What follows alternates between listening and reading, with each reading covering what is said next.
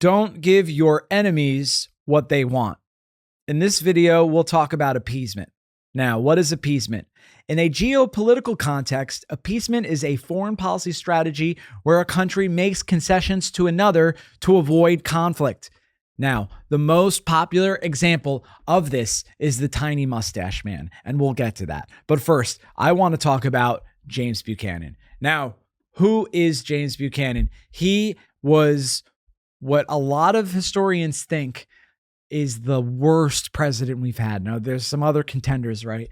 Including some recent examples, right?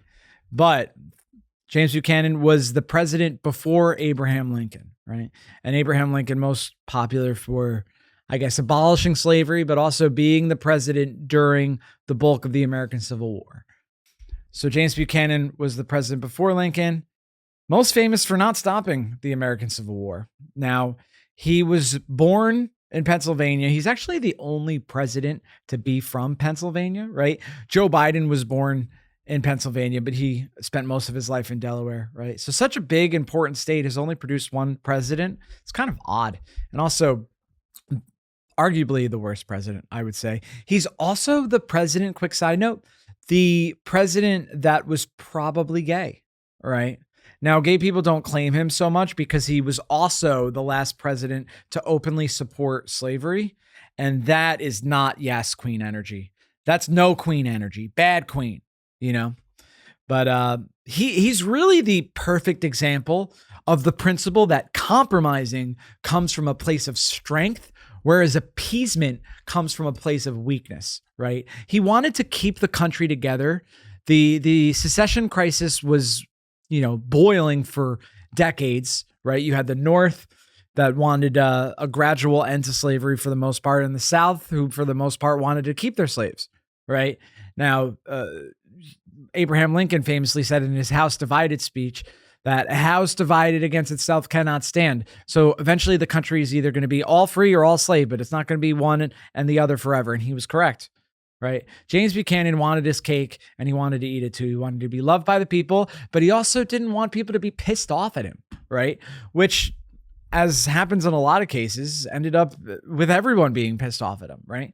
So he's the president before Lincoln, right? So he was the lame duck president after Lincoln won the election.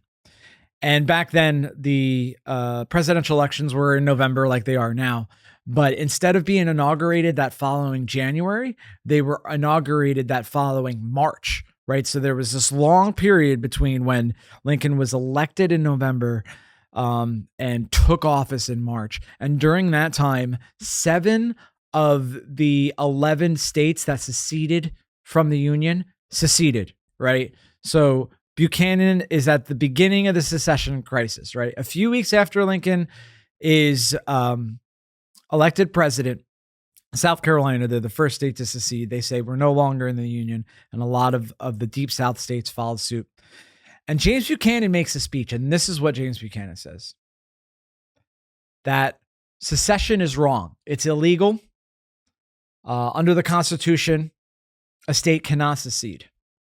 A state can't just conclude we don't want to be in the Union anymore and then leave. And in that same speech, he also said that I, as president, am helpless to stop them, which is it's the most useless thing to say, right? You're like, what you're doing is bad, but I can't stop you.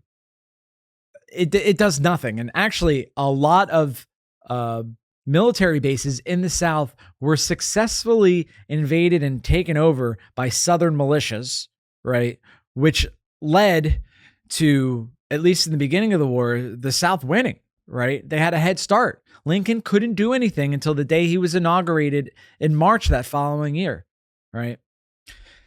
So Lincoln tried to appease the South.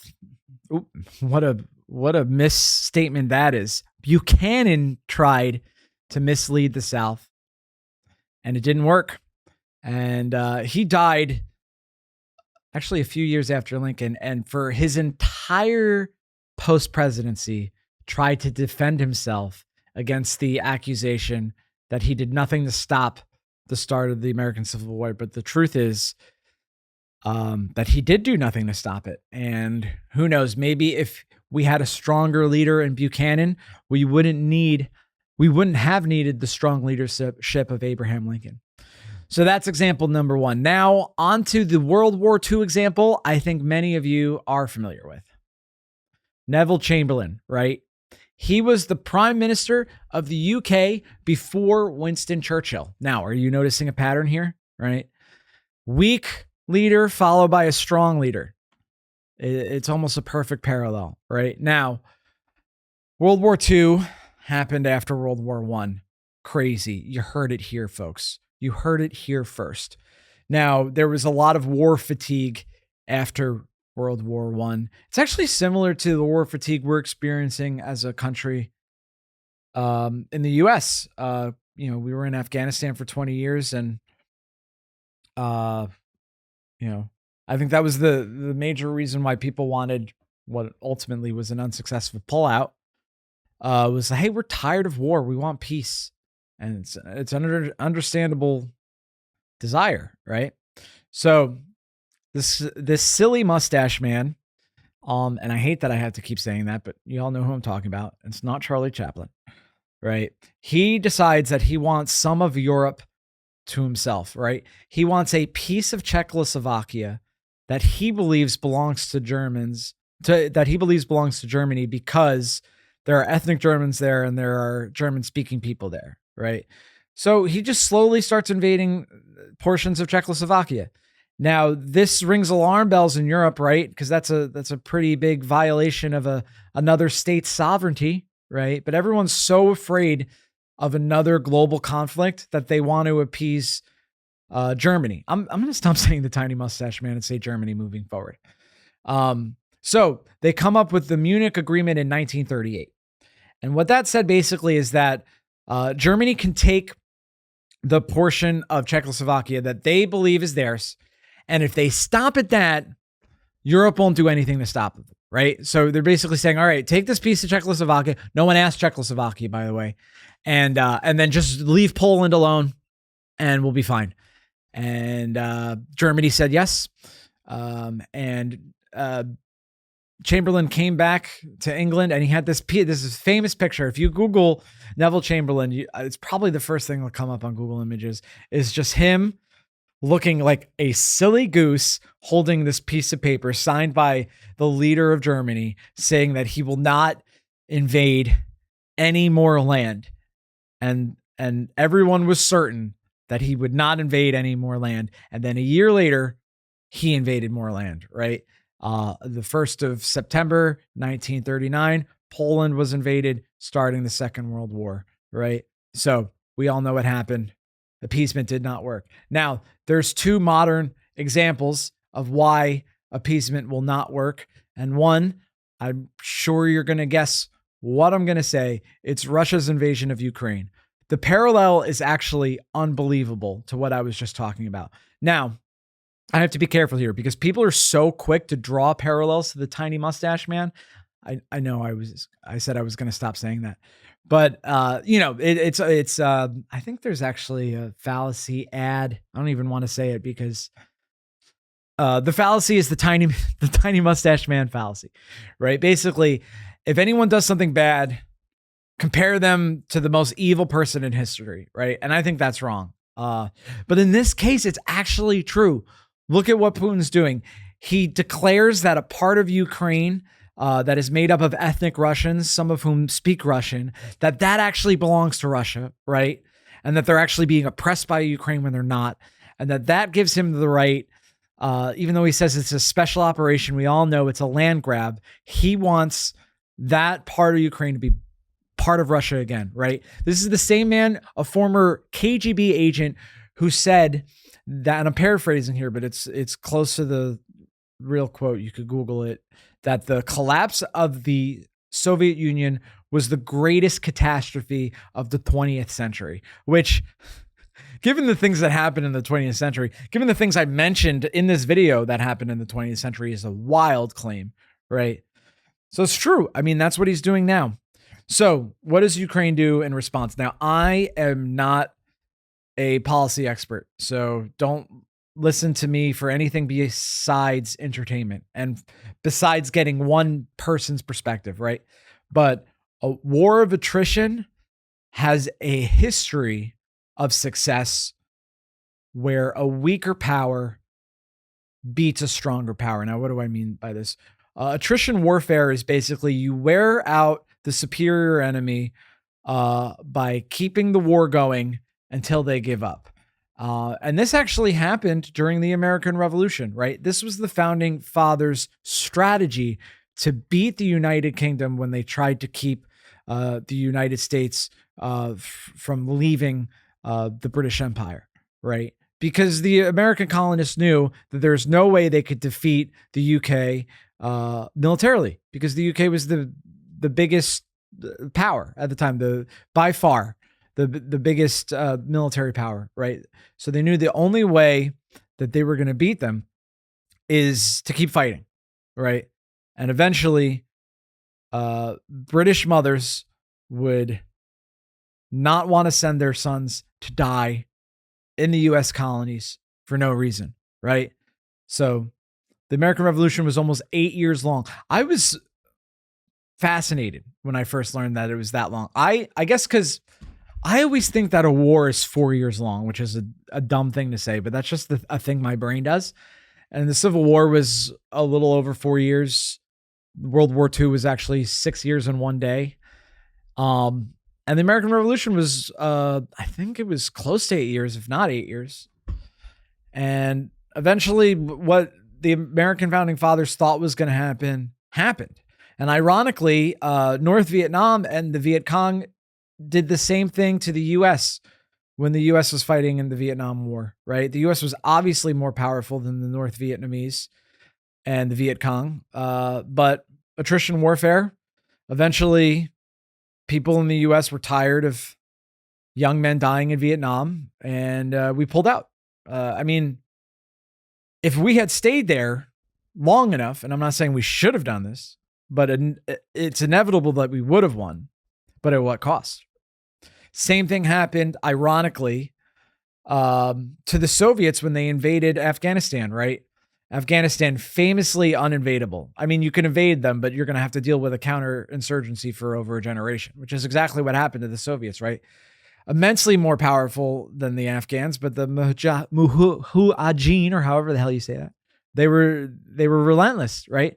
And they were made up of a lot of different factions, secularists and, shall we say, non-secularists, and that came back to haunt us later, of course. And that's actually another example. The war of attrition happened with the war in Afghanistan.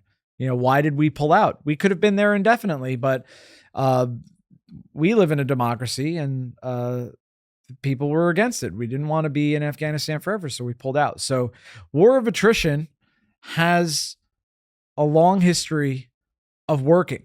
And I believe, my very lay opinion, that will happen with Ukraine. Eventually, either Putin will give up or Putin will be made to give up. And that'll be very interesting to see. And that is my first example of one modern situation where appeasement will not work. We cannot make concessions to Putin because he will not stop. If we give him the areas of Ukraine he wants, it's only a matter of time before he takes more of what he wants. Just like the mustache man took some of Czechoslovakia, then he took all of Czechoslovakia, then he took Poland, and he would have taken the whole world if he wasn't stopped. And he could have been stopped a lot sooner. So you can't appease Russia, and you also can't appease Hamas. Whoa, buddy, we're getting into it, dude. I am passionately pro-Israel. I'm as pro-Israel as I am pro-Ukraine, and this is not a contradiction. I've had this conversation with a lot of friends of mine, right? That they kind of see it as a contradiction, which is fascinating to me. I think this is what's happening in America. Is you have four factions, I guess. You have people left of center. Let's call them left wingers, right? Left wingers who are pro-Ukraine, right? And then you have right wingers that are pro-Israel, right? You have the libertarians that are just quote unquote anti-war. So they're anti-Israel and anti-Ukraine, right? Big appeasers, right? And then you have the fourth category, the weirdest one, the smallest one, I think, which is pro-Ukraine, pro-Israel, right? And I think it stems from this. A lot of right-wing people believe that might makes right. And a lot of left-wing people believe might makes wrong. Both are a false dichotomy. Sometimes the good guys are strong. Sometimes the good guys are weak. Sometimes the bad guys are strong. Sometimes the bad guys are weak. To me, defending Ukraine and Israel are both about defending Western values against totalitarian regimes. And appeasing Hamas and other militant Palestinians won't work either. And I'll give one example, and it's one I think probably a lot of people are thinking about right now. Sinwar, the leader of Hamas until he was killed by the IDF last October. Now, Sinwar was a jihadist for his entire adult life. In 1989, he was sentenced to 4 life sentences in Israel for orchestrating the abduction and killing of 2 Israeli soldiers and 4 moderate Palestinians. Now, he was actually released in 2011, along with over 1,000 other prisoners in exchange for 1 Israeli soldier. And during his imprisonment, Israeli doctors cured his brain cancer. And how did he repay them? Well, when he was released, he spent over a decade orchestrating the attacks of October 7th. Now, how does Israel fight a war against a military that uses human shields and against a society that largely values paradise in the next life above peace in this life? Well, that question is outside my knowledge base, and it's certainly beyond the scope of this video, but one thing is for sure. Continuously giving Hamas and other militant Palestinians what they want is not the answer. Not the most hilarious video I've ever made, but I thought it was important to make my position clear.